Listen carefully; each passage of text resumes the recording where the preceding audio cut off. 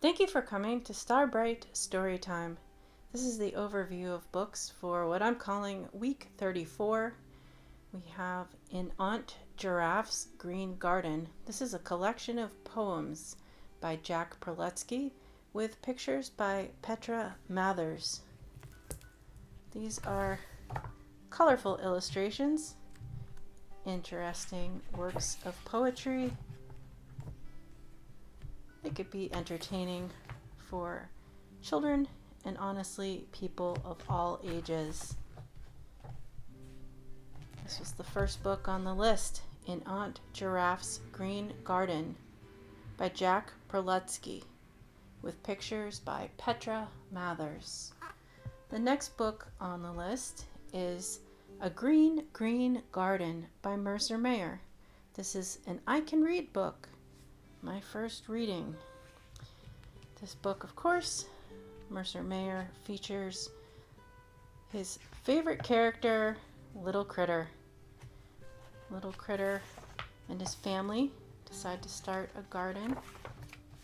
And this book is about the work that they put in to the process of creating a garden at home. And they are able to plant a wonderful, splendid green garden. This is A Green, Green Garden by Mercer. The next book on the list is Watermelon Seed. The Watermelon Seed by Greg Pizzoli. This is a book about a crocodile who loves watermelon. But one day, while he is eating watermelon, he swallows a seed. What happens when you swallow the seed? Oh no, what happens? Will watermelon grow inside you? You'll have to read the book or follow along with the video to find out. Again, this book is called The Watermelon Seed by Greg Pizzoli. The next book on the list is And Then Comes Summer by Tom Brenner, illustrated by Jaime Kim. This is a little storybook that celebrates all the things about summer, the pastimes to which we look forward, days spent bicycling, once school gets out, the ice cream truck, playing outside until dark, summer parades. Oh, what fun! Going to the lake, meeting new friends, camping out, having s'mores around a fire. It's a fun little storybook. This is And Then Comes Summer by Tom Brenner, illustrated by Jaime Kim. The next book on the list is A Day at the Seashore. This is an older book, one of the Little Golden Books, a classic. A Day at the Seashore by Kathryn and Byron Jackson, illustrated by Corinne Malvern.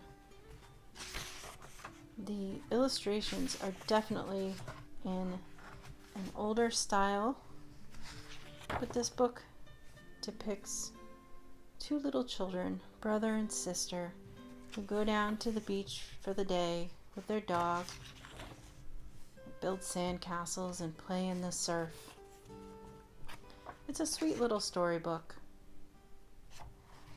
This is A Day at the Seashore by Kathryn and Byron Jackson, illustrated by Corinne Malvern. Next on the list is this book, Hooray! This is a Disney learning book, Adventures in Reading, and this features Winnie the Pooh and other Winnie the Pooh characters. This is a book for early readers. Simple text, illustrations of characters with whom we are all familiar. Rabbit and Eeyore, Tigger and Piglet, and of course, Winnie the Pooh. Hooray! Adventures in Reading. Now, this book is written by Susan Americaner.